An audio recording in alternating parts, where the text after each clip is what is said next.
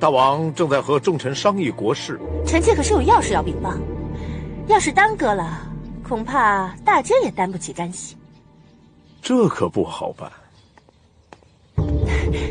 大监，我真的有要事要禀报，大监请您行行好吧？啊，夫人，我已经告诉你了，大王正在商议国事。时慢火急，要是晚了就来不及了。不行，夫人，还是请回吧。我有要事要见大王，我有急事要见大王，我要见大王，让我见大王。谁在外面喧哗？回大王，是孟昭氏，说是有要紧事向大王禀报。让他进来。是。大王，臣等告退。都别走。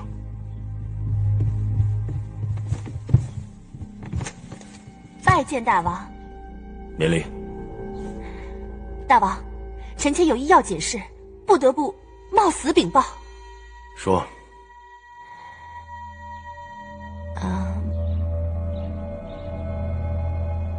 说呀。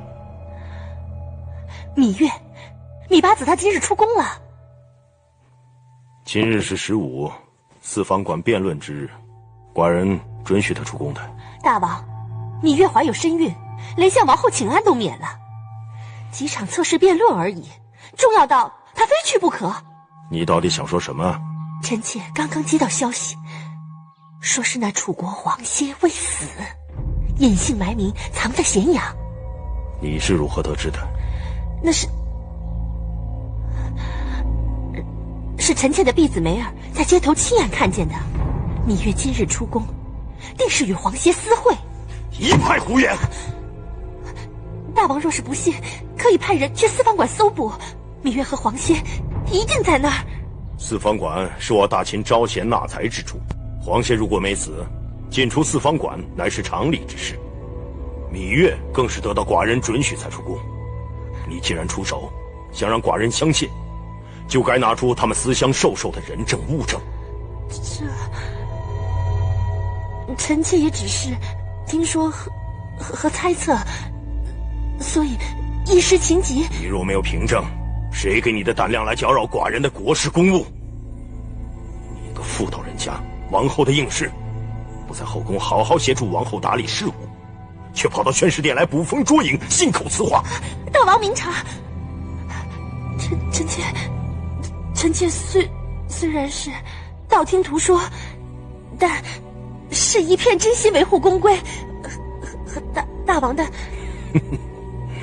寡人如此不堪，竟要靠你来维护，不知道王后是如何管教她身边的人的，一个个蠢不可及。你还不即刻给寡人滚出去！臣妾该死，臣妾真的知罪了。臣妾此刻就回宫反躬自省，面壁思过。迎新皇上殿。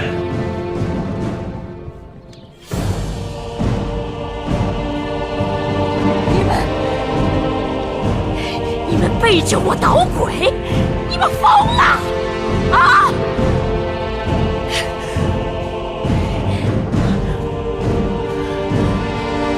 你们拥戴这么一个皇口小儿，他非嫡非贤非长，为什么？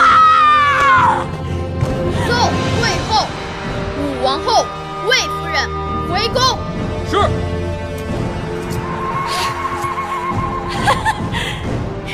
你们都睁眼看看他，他凭什么为王？我是帝后，非我认可，没有人有资格登基做大秦的君王。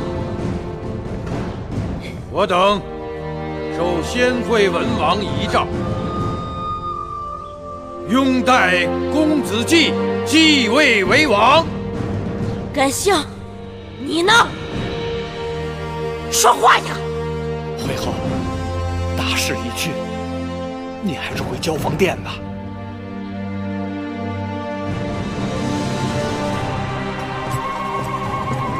请吧。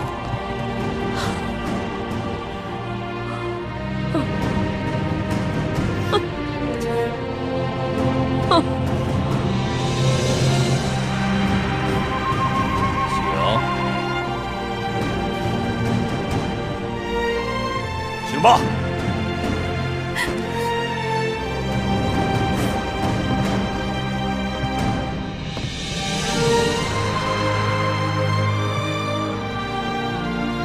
不知你们竟如此费尽心机，不择手段，只怕这胎儿有渣，是个妖孽。你信口开河，都污蔑王后。我曾想到你们会不择手段，没想到你们会下作到如此地步。好，芈月，算你硬气。可你就算是再硬气，也硬不过你身子里的蛊虫。我这儿有一个解药，只要你答应我，我即刻就可以给你。你若冥顽不化，那蛊虫自会给你教训。今日只是一个开始，明日可就没那么好过了。这痛楚日日倍增，定会让你知晓什么叫做生不如死。滚！滚！滚！滚！好，姑母，咱们走。芈月她咎由自取，等到明日，再往后日，她就会来苦苦哀求我们的。夫人当心！快把她捡起来！夫人，这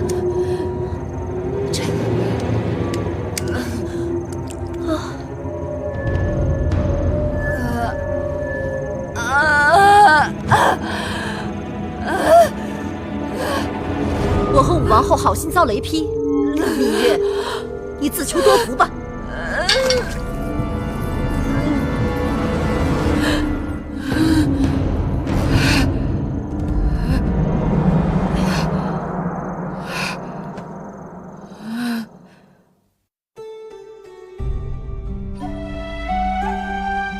暂时还不至于。即便他在符节之事上能够洗白自己，无关谋杀王后，也是掉脑袋的大罪。但眼下一群人故意为难人，他们只要粮食，不要钱财珠宝，还说拖的时间长了，要把500车粮食变成800车。什么？800车？简直是岂有此理！先生，我们应该怎么办？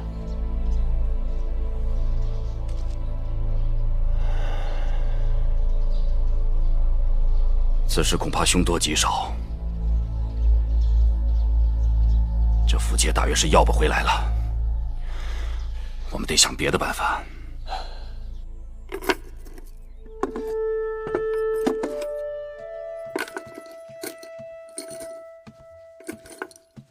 月儿，你这是在找什么呢？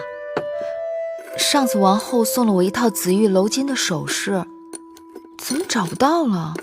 你找她干嘛呀？听说燕国来了使者，给梦莹提亲，梦莹待我十分真心，我也该准备一些贵重的礼物送给她，也算是我的一片心意。那套首饰太贵重，我怕香儿他们粗手大脚的给弄丢了，就特别给收了起来。你要我去给你拿？哎，那也不急，我还想亲手给梦莹绣一套嫁衣，当然这事定离不开姑姑的帮忙。你呀，还是忙你那些书简吧，嫁衣的事儿用不着你亲自动手，样子我和你一起商量就是。姑姑你看，这个金锁片十分精致，那麒麟做的跟活的似的，的确是好。姐姐的当儿已经快100日了，我想把这个送给当儿。什么怎么样？我父王啊。你父王已经让司马错将军带我弟弟魏冉从军了。这个我早已知晓，除此之外就没别的啦。还有什么？你说呢？你父王当然很好。我要的就是你这句话。其实那次魏冉之事，我心里想，这大约就是缘分。我知道我父王心里定是有你的，可你心里有没有我父王，那就难说了。若不是因为魏夫人他们作怪，你大约也不肯低声下气去求人。你不去求我父王，又怎知你在我父王心中的分量？怎知我父王的好处？好啦，看你这嘴厉害的，我怕了你还不行。我这么帮你，反倒让你怕了。你若真想谢我，陪我去见个人，走吧。好。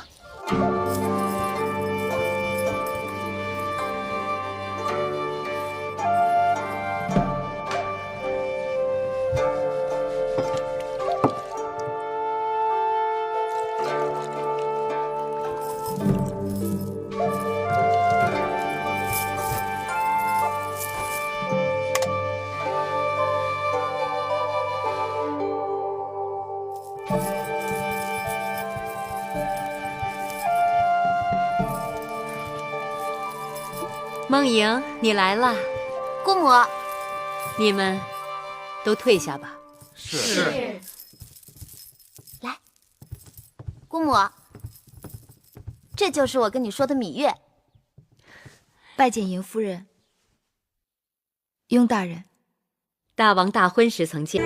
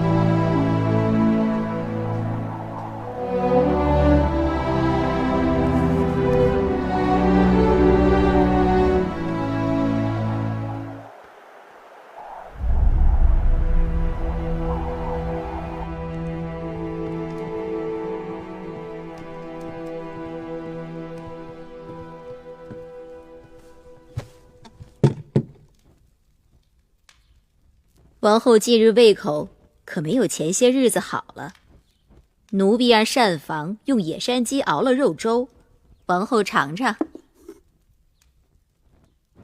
大王至今都没有临幸芈月。王后，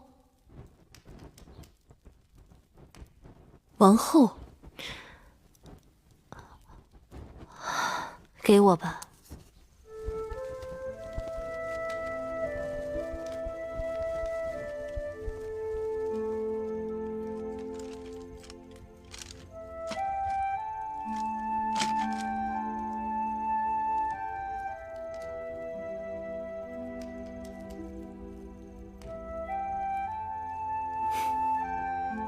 小丫头，在动什么鬼心思啊？